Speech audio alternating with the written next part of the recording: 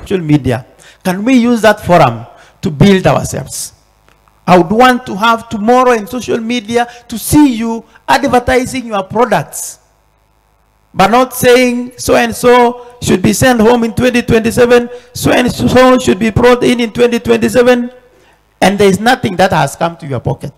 So let us use those social, the social media to market our products, to tell the world that there is something good that is happening in our villages that is bringing us money.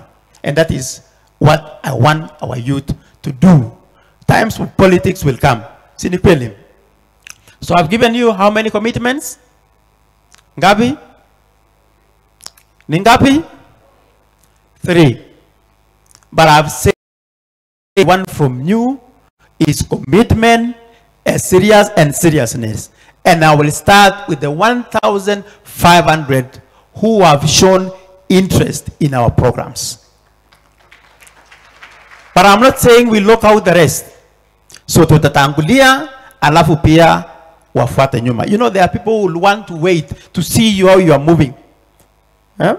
When you are almost disappearing in the horizon, then wanajua kweli safari hiko.